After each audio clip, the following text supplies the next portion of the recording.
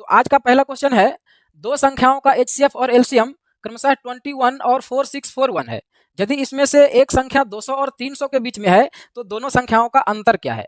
हम आपको एक कॉन्सेप्ट बताए थे कि अगर एलसीएम को एचसीएफ से डिवाइड करते हैं तो संख्याओं के रेशियो का गुणनफल आ जाता है। यहाँ पर उनको प्रॉब्लम हो सकता है समझने में जो पिछले सभी वीडियो को नहीं देखे हैं। तो जिनको भी प्रॉब्लम हो रहा है वो एलसीएम एचसीएफ के प्लेलिस्ट में जाएं और सभी वीडियो को एक सीक्वेंस में देखें, ठीक है। तो अगर एलसीएम को एचसीएफ से डिवाइड करते हैं तो संख्याओं के रेशियो का गुणनफल आ जाता है।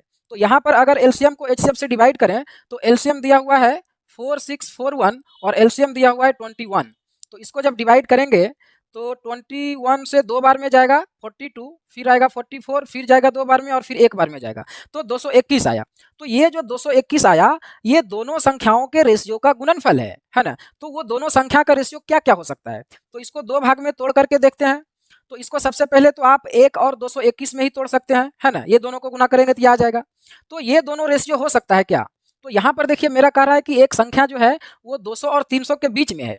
तो अगर यहाँ से दोनों संख्या निकालें, संख्या निकालने के लिए एचसीएफ से दोनों रेशियो को गुना करते हैं। तो अगर आप इसको 21 से गुना कर देंगे तो पहला संख्या निकल जाएगा और इसको 21 से गुना कर देंगे तो दूसरा संख्या निकल जाएगा। तो आप यहाँ पर देख सकते हैं कि दोनों में से कोई भी 200 और 300 के बीच में नहीं आएगा। मेरा क्वेश्चन कह रहा है कि दोनों में से एक संख्या 200 और 300 के बीच का है, तो इसका मतलब ये रेशियो नहीं आएगा। क्योंकि ये देखिए यहाँ पर 21 आएगा जो कि बहुत छोटा है और यहाँ पर बहुत बड़ा नंबर आ जाएगा, मतलब 200 और 300 के बीच में नहीं आएगा। तो 221 को कोई और रेशियो में तोड़ना पड़ेगा। तो और कैसे तोड़ सकते हैं इसको, तो यहाँ पर 2 से नहीं भाग हो रहा है, 3 से, 2 2 4 1 5, 3 से भी नहीं भाग होगा, 4 से भी नहीं होगा, 5 से भी नहीं होगा, 6 से भी नहीं होगा, 7 से, 7 या 21 11 बच रहा नहीं होगा, 8 से नहीं होगा, 9 से नहीं होगा, 10 से भी नहीं होगा, 11 दूना 22, 11 से भी नहीं हो रहा है, 12 से भी नहीं होगा, 13 से हो रहा है क्या, 13 एकम 13 बचेगा 9 और 1 91, 13 7 91, 13 से भाग हो रहा है। इसका मतलब 221 को लिख सकते हैं 13 गुना कितना, 13 से भाग देंगे तो 13 एकम 13, 9 बचेगा, 13 7 91, मतलब 13 गुना 17 इसको लिख सकते हैं। तो 17 और 13 के रेशियो में इसको तोड़ सकते हैं। तो अगर 17 और 13 के रेशियो में तोड़ें तो संख्या क्या हो जाएगा, यहाँ पर 21 से इंटू करेंगे तो पहला नंबर आ जाएगा और यहाँ पर 21 से इंटू करेंगे तो दूसरा नंबर आ जाएगा। तो हमें दोनों संख्याओं का डिफरेंट निकालना है, तो दोनों को डायरेक्ट घटा देते हैं। तो दोनों को घटाएंगे तो देखिए 21 दोनों में कॉमन है, इधर बचेगा 17 और इधर बचेगा 13, तो 21 इंटू 4 तो हो जाएगा 84 हो जाएगा। तो 84 मेरा आंसर आ जाएगा। जो भी दोनों संख्या होगा उसका अंतर क्या हो जाएगा, 84 हो जाएगा, ठीक है। अगला क्वेश्चन है, दो अभिव्यक्तियों का एलसीएम और एचसीएफ क्रमशः इतना और इतना है, यदि इसमें से एक अभिव्यक्ति ये है तो दूसरा क्या होगा। तो ये देखिए इस कॉन्सेप्ट पर क्वेश्चन है, जो दो संख्याओं का गुणनफल होता है, दो संख्याओं का गुणनफल इन दोनों संख्याओं के एलसीएम और एचसीएफ के गुणनफल के बराबर होता है ना। तो यहाँ पर दो एक्सप्रेशन का एलसीएम दे दिया, एचसीएफ दे दिया, एक एक्सप्रेशन भी दे दिया, दूसरा पूछ रहा है। तो एलसीएम यहाँ पर देखिए क्या दिया हुआ है, x square plus 6x plus 8 है ना, और इंटू एक्स प्लस 1 ये दिया हुआ है एलसीएम, और एचसीएफ दिया हुआ है एक्स प्लस 1। और इधर देखिए एक एक्सप्रेशन भी दे दिया, ये दिया हुआ है x square plus 3x plus 2, और दूसरा एक्सप्रेशन पूछ रहा है ना। तो ये इधर जाकर के डिवाइड करेगा। इसके पहले हम इन दोनों का फैक्टर कर लेते हैं। तो इसको फैक्टर कैसे कर सकते हैं, यहाँ पर देखिए अगर 6x को दो पार्ट में तोड़ें, अगर इसको 4x और 2x लिखें तो 4 और 2 6 भी हो जाएगा और 4 इंटू 2 8 भी हो जाएगा। मतलब इसको लिख सकते हैं x प्लस 2 और x प्लस 4। इसको आप इस तरह से फैक्टर करके लिख सकते हैं। और ये है आपका x प्लस 1 और ये भी है x प्लस 1। अगर यहाँ पर जिनको नहीं समझ में आया तो आप इधर अलग से थोड़ा सा समझ लें। ये देखिए दिया हुआ है x square plus 6x plus 8, तो इसको देखिए कैसे फैक्टर किए, ये क्वाड्रेटिक इक्वेशन है। तो क्वाड्रेटिक इक्वेशन जैसा ही तोड़ेंगे तो इसको देखिए लिखेंगे एक्स स्क्वायर, इसको लिखेंगे 4x प्लस 2x, तो दोनों मिला 6x हो जाएगा और ये प्लस 8 है। अब देखिए ये दोनों में x कॉमन करेंगे बाहर, तो यहाँ पर बचेगा x प्लस 4, और इन दोनों से देखिए 2 बाहर आ रहा है तो यहाँ पर बचेगा x प्लस 4। अब देखिए दोनों में यहाँ पर भी x प्लस 4 है, यहाँ पर भी है, तो x प्लस 4 अगर दोनों से कॉमन ले लें तो यहाँ x बचेगा और यहाँ पर 2 बचेगा, x प्लस 2। तो यही आप इसको लिख सकते हैं x plus 4 into x plus 2, तो इसी को ऐसा लिखे, है ना। अगर आप इसको फैक्टर करें उसी प्रकार से तो यहाँ पर देखिए इसको कैसे तोड़ सकते हैं, 3x को लिख सकते हैं 2x प्लस 1, है ना। तो 2 और 1 3 भी हो जाएगा और 2 में 1 गुना करेंगे तो 2 हो जाएगा। इसका मतलब इसको फैक्टर करेंगे तो आएगा x प्लस 1 और x प्लस 2, ऐसा लिख सकते हैं। और ये दूसरा संख्या निकालना है तो ये इधर जाके डिवाइड करेगा, नहीं तो यहीं से काट दीजिए। देखिए x प्लस 1 और x प्लस 1 कट रहा है और x प्लस 2 से x प्लस 2 भी कट रहा है, तो दूसरा संख्या क्या आ जाएगा, ये आ जाएगा दूसरा एक्सप्रेशन x प्लस 4 और x प्लस 1, तो यही आंसर आ जाएगा, है ना। नहीं तो आप इसको मल्टीप्लाई करके भी छोड़ सकते हैं, है ना। और अगला क्वेश्चन है, 24 संतरे 36 आम और 60 केले हैं और इन्हें कई पंक्तियों में इस प्रकार रखा जाता है कि प्रत्येक पंक्ति में एक ही प्रकार के फल हों, तो ऐसा करने के लिए पंक्तियों की न्यूनतम संख्या कितनी होनी चाहिए? तो अगर पंक्ति की संख्या कम से कम रखना है, इसके लिए हर पंक्ति में ज़्यादा से ज़्यादा फल को रखना पड़ेगा, और वो ज़्यादा से ज़्यादा फल क्या होगा? तो इन तीनों का एचसीएफ होगा, है ना? तो यहाँ पर जो दे के रखा है कि 24 संतरा है और 36 आम है और 60 केला है, तो इन तीनों का जो एचसीएफ होगा क्या हो जाएगा? तो आप यहाँ देख सकते हैं कि इन तीनों का एचसीएफ 12 होगा। तो अगर हर पंक्ति में 12 फल को रखें तो इससे क्या होगा कि हर पंक्ति में एक ही प्रकार का फल रहेगा, या तो आम है तो आम ही रहेगा, संतरा है तो संतरा, केला है तो केला, और साथ के साथ पंक्ति की संख्या भी कम से कम होगा, है ना? इसका मतलब हर पंक्ति में 12 फल को रखना पड़ेगा। तो टोटल कितना पंक्ति बनेगा? इस 24 फल को अगर 12 करके रखेंगे तो 2 पंक्ति बनेगा, 36 आम जो है इसको अगर 12 करके रखेंगे तो 3 लाइन बनेगा, और ये 60 केला है इसको 12 करके रखेंगे तो 5 लाइन बनेगा, है ना? तो टोटल कितना पंक्ति हुआ? तो 10 पंक्ति हुआ। इसका मतलब 10 पंक्ति टोटल बनेगा, तो मेरा आंसर होगा 10, है ना? इसके बाद अगला क्वेश्चन है, दो संख्याओं का एचसीएफ और एलसीएम क्रमशः 44 और 264 है। यदि पहली संख्या को 2 से भाग करने पर 44 शेष बचता है तो दूसरी संख्या क्या है? तो यहाँ पर देखिए उसी कॉन्सेप्ट पर क्वेश्चन है। जो दो संख्याओं का गुणनफल होता है वो इसके एलसीएम और एचसीएफ के गुणनफल के बराबर होता है। तो यहाँ पर देखिए एचसीएफ दिया हुआ है 44, एलसीएम दिया हुआ है 264, और दूसरा संख्या निकालने बोल रहा है। और पहला संख्या के बारे में क्या बोला कि जब पहला संख्या को 2 से भाग करते हैं तो 44 आता है। तो ये संख्या क्या हो सकता है? तो आप देख सकते हैं कि ये संख्या 88 होगा। 88 को जब 2 से भाग करेंगे तब 44 आएगा। इसका मतलब पहला संख्या क्या हो जाएगा? 88। तो दूसरा संख्या क्या होगा? इसको सोल्व कर दीजिए। ये देखिए 2 बार में कटेगा और फिर इसको 2 बार में काटिए तो 132 आ जाएगा। तो दूसरा संख्या आ जाएगा 132। तो यही मेरा आंसर आ जाएगा। ठीक है। इसके बाद है, एक दूध विक्रेता के पास 21 लीटर गाय का दूध है, 42 लीटर भैंस का दूध है और 63 लीटर भेड़ का दूध है। यदि वह उन्हें डिब्बों में इस प्रकार पैक करना चाहे कि हर डिब्बे में बराबर दूध हो और किसी भी 2 तरह के दूध को एक डिब्बे में ना मिलाना चाहे, तो डिब्बों की न्यूनतम संख्या क्या होगी? तो डिब्बा का जो न्यूनतम संख्या होगा, इसके लिए क्या करना पड़ेगा कि हर डिब्बा में ज्यादा से ज्यादा दूध को रखना पड़ेगा, और ज्यादा से ज्यादा कितना होगा? तो उन तीनों का एचसीएफ होगा, है ना? यहाँ पर जो दिया हुआ है कि 21 लीटर गाय का दूध है, 42 लीटर भैंस का दूध है और 63 लीटर भेड़ का दूध है। तो इन तीनों का जो एचसीएफ होगा वो क्या हो जाएगा? तो इस तीनों का एचसीएफ देखिए 21 ही हो जाएगा, क्योंकि 21 से तीनों भाग हो रहा है। तो इसका मतलब ये हुआ कि अगर हर डिब्बा में 21 लीटर दूध को रखेगा ना, तो हर डिब्बा में एक ही प्रकार का दूध रहेगा, साथ के साथ कम से कम डिब्बा में सभी दूध को पैक कर सकता है ना? तो यहाँ पर कितना डिब्बा बनेगा? अगर 21 लीटर सभी में रखेगा तो टोटल कितना डिब्बा बनेगा? यहाँ पर 21 का रखेगा तो एक ही डिब्बा बनेगा। यहाँ पर 21 करके पैक करेगा इसको 42 लीटर को तो 2 डिब्बा होगा, और यहाँ पर इसको अगर 21 करके पैक करेगा तो 3 डिब्बा होगा। तो टोटल यहाँ पर देख सकते हैं 2 और 1 3 और 3 6 डिब्बा होगा। मतलब न्यूनतम जो डिब्बा का संख्या होगा वो 6 होगा। ठीक है। इसके बाद अगला क्वेश्चन है, दो संख्याओं का योग 36 है और एचसीएफ 4 है, तो इस प्रकार की संख्याओं के कितने युग्म संभव है ना? तो यहाँ 2 संख्या दिया हुआ है और दोनों का जो योगफल है वो 36 है, और इन दोनों का एचसीएफ 4 है। तो अगर एचसीएफ 4 है इसका मतलब 4 दोनों में होगा, तो हम संख्या इस प्रकार से मान सकते हैं 4x और 4y, है ना? तो ये दोनों को जोड़ने के बाद 36 अगर आ रहा है तो यहाँ से 4 बाहर करेंगे तो x plus y is equal to 36, तो ये 9 बार में कटेगा। इसका मतलब x प्लस बाई का जो वैल्यू होगा ये 9 होगा। मतलब ये जो x और बाई होगा दोनों को जोड़ने के बाद 9 होना चाहिए। तो अब क्या क्या आप रख सकते हैं x और बाई का वैल्यू? तो यहाँ पर देखिए x के जगह में अगर आप 1 रखते हैं तो बाई 8 रखना पड़ेगा, है ना? तो एक जोड़ा ये हो गया। अगर आप x के जगह में 2 रखते हैं तो y के जगह में 7 रखना पड़ेगा, तब 9 होगा। तो एक पेयर ये हो गया। अगर आप x के जगह में 3 रखते हैं तो y के जगह में 6 रखना पड़ेगा, तब 9 होगा। एक पेयर ये होगा। लेकिन आप इसको नहीं ले सकते हैं क्योंकि यहाँ पर देखिए ये दोनों में कॉमन है। तो यहाँ पर x और y ऐसा नंबर होगा जिसमें कुछ कॉमन नहीं है, क्योंकि जो मैक्सिमम कॉमन होता है वो एचसीएफ होता है, और एचसीएफ इसके साथ में पहले से ही है। तो x और y में कुछ भी कॉमन नहीं होगा, तो आप इसको नहीं ले सकते हैं। फिर अगर आप x के जगह में 4 रखें तो बाई के जगह में 5 रख सकते हैं, ये एक पेयर हो सकता है। इसके बाद अगर यहाँ पर 6 रखें 5 रखें तो 5 रखेंगे तो फिर इधर 4 रखना पड़ेगा। तो देखिए नंबर रिपीट कर जा रहा है, तो रिपीट अलाउ नहीं होता है, तो अब नहीं होगा, है ना? इतना ही होगा। इसका मतलब कितना नंबर संभव है? कितना पेयर? 1 2 और 3 पेयर संभव है। मतलब टोटल 3 पेयर ऐसा होगा जिसका योगफल अगर निकालेंगे संख्या का तो 36 आएगा, और एचसीएफ निकालेंगे तो 4 आएगा, है ना? तो यहाँ पर मेरा आंसर क्या हो जाएगा? 3 हो जाएगा। 1 2 3। इसके बाद अगला क्वेश्चन है, दो संख्याओं का एलसीएम और एचसीएफ का गुणनफल 24 है। यदि दोनों संख्या का अंतर 2 है तो उसमें से बड़ी संख्या क्या है? तो ये तो देखिए आप ऑप्शन से ही देख लें तो ज़्यादा अच्छा होगा। कह रहा है दोनों संख्याओं का जो एलसीएम और एचसीएफ का गुणनफल है वो 24 है। इसका मतलब दोनों संख्या का भी गुणनफल 24 होगा। तो संख्या का गुणनफल 24 होगा और अंतर 2 होगा। तो ऐसा कौन सा 2 नंबर आप लें कि दोनों को गुना करें तो 24 आ जाए, और दोनों को जब माइनस करें तो 2 आ जाए। तो आप यहाँ देख सकते हैं अगर आप इसको 6 लें और इसको 4 लें तो ये 24 भी आ रहा है, और यहाँ 6 और यहाँ 4 लेंगे तो 2 भी आ रहा है। इसका मतलब एक संख्या आपका 6 हो जाएगा और एक संख्या 4 हो जाएगा। तो बड़ा संख्या पूछ रहा है तो आंसर क्या हो जाएगा? 6 हो जाएगा।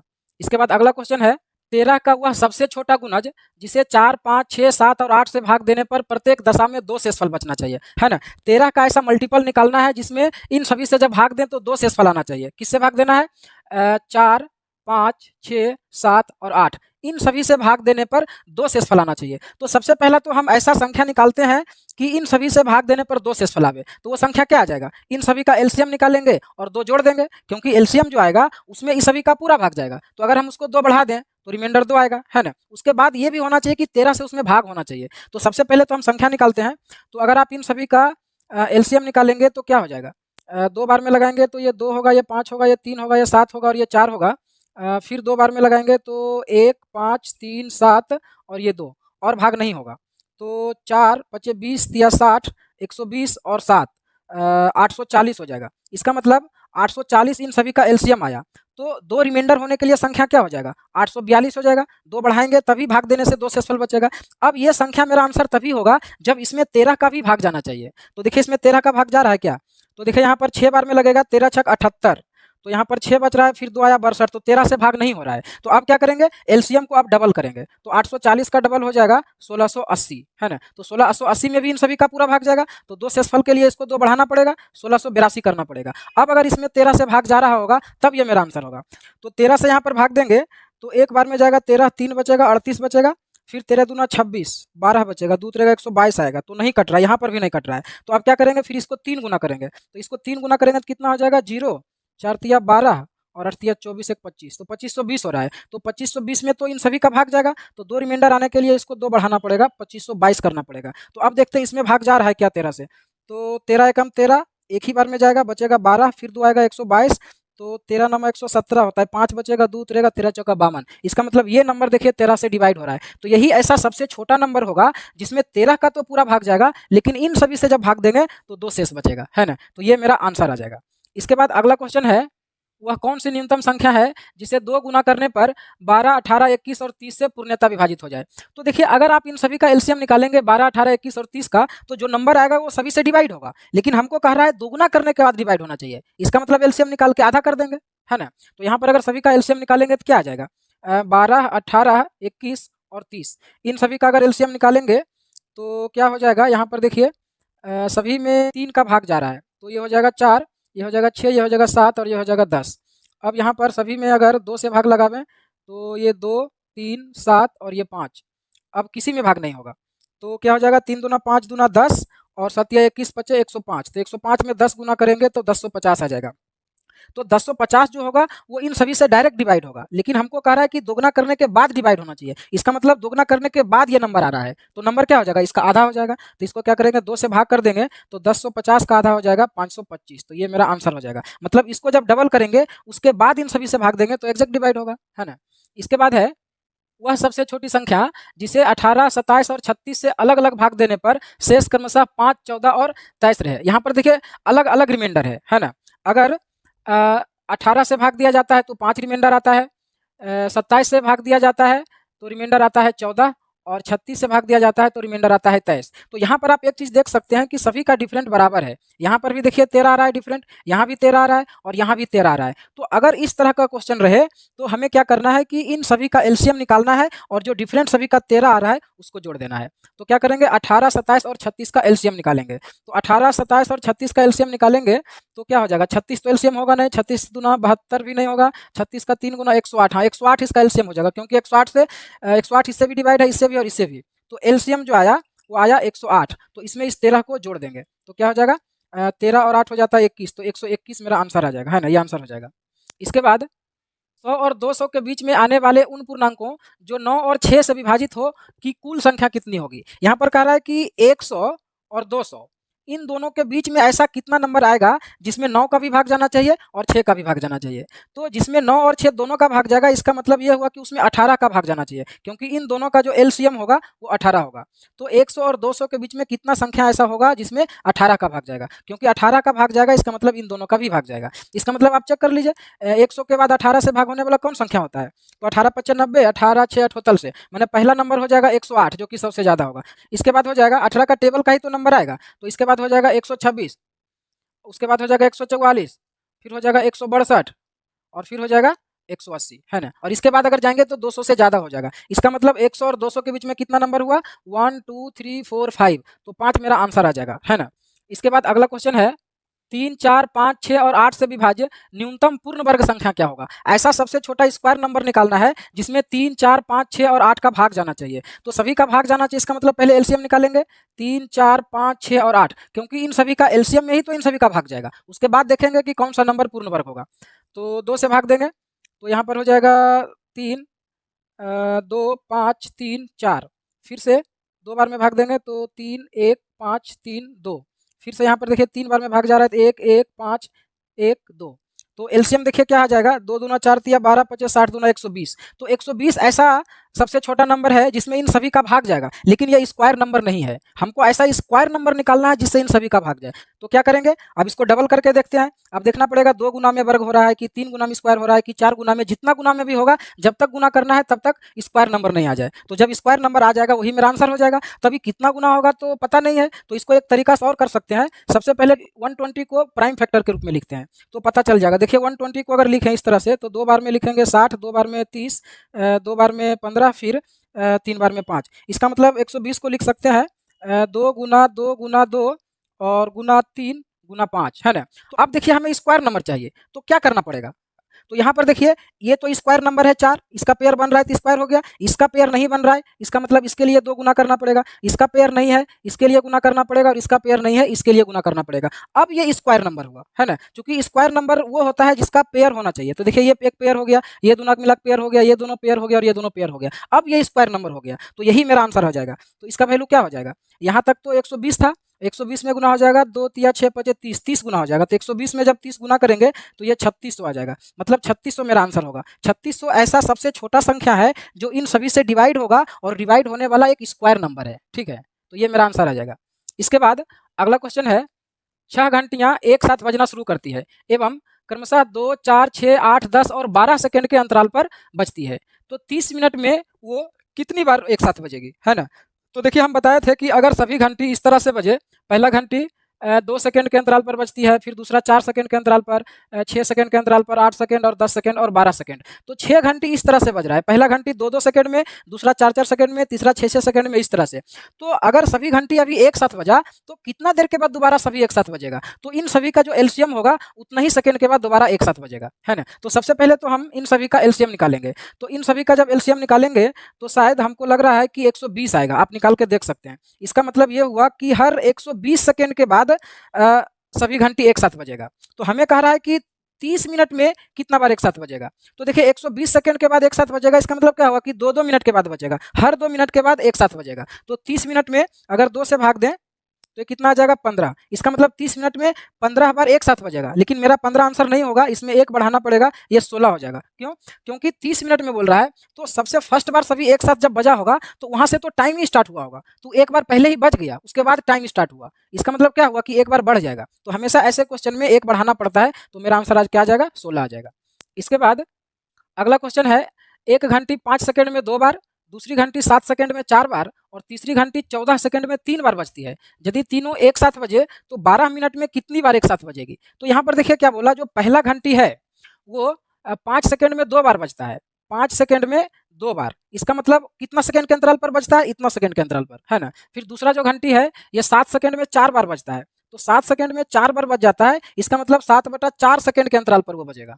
और फिर जो तीसरा घंटी है वो 14 सेकंड में 3 बार बजता है, 14 सेकंड में 3 बार, इसका मतलब ये इतना सेकंड के अंतराल पर बजेगा। तो अब सभी घंटी कितना देर के बाद एक साथ बजेगा, तो इन सभी का एलसीएम निकालना पड़ेगा। तो एलसीएम कैसे निकालते हैं, फ्रैक्शन का एलसीएम के लिए क्या करते हैं, ऊपर का एलसीएम और नीचे का एचसीएफ। तो 5 7 और 14 इन तीनों का अगर आप एलसीएम निकालेंगे तो क्या हो जाएगा, 14 तो होगा नहीं क्योंकि 5 का भाग नहीं जाएगा, फिर इसका 5 गुना ही करना पड़ेगा, 14 पचास 70, तो 70 आ जाएगा ऊपर का एलसीएम, और नीचे का अगर आप एचसीएफ निकालेंगे तो 1 आएगा, है ना, एक ही से सभी डिवाइड होगा और किसी से नहीं होगा। इसका मतलब एलसीएम जो आ रहा है 70, इसका मतलब हर 70 सेकंड के बाद जो है तीनों घंटी एक साथ बजेगा। लेकिन हमें कह रहा है कि 12 मिनट में कितना बार बजेगा, तो 12 मिनट का मतलब हुआ 12 गुना 60 सेकंड, इतना सेकंड, तो इतना सेकंड टाइम है और हर 70 सेकंड के बाद बजता है, तो टोटल कितना बार बजेगा, इतना बार बजेगा। तो इसको 0 से 0 काटिए तो ये हो जाएगा 72/7, तो ये टोटल 10 बार बजेगा। अब देखिए यहाँ पर लग रहा होगा कि 2 रिमाइंडर बच जा रहा है, तो यहाँ पर आप इसको ऐसे समझिए कि अगर मान लीजिए टोटल टाइम 72 सेकंड है और हर 7 सेकंड के बाद घंटी बजता है, तो 72 सेकंड में कितना बार बजेगा, तो 7-7 सेकंड के बाद जब बजेगा तो 10 बार तो बच जाएगा 70 सेकंड में, बाकी 2 सेकंड बच जाएगा, तो वो 2 सेकंड में घंटी नहीं बजेगा, तो 2 सेकंड से हमको नहीं मतलब है, कितना बार बजेगा वो आपको निकालना है ना, तो 10 बार होगा, बाकी 2 सेकंड एक्स्ट्रा बच जाएगा, चूंकि और अगला 7 मिनट के बाद फिर बचता, लेकिन 2 ही सेकंड बचा है तो और घंटी नहीं बजेगा, तो टोटल 10 ही बार बजेगा, और ये मेरा आंसर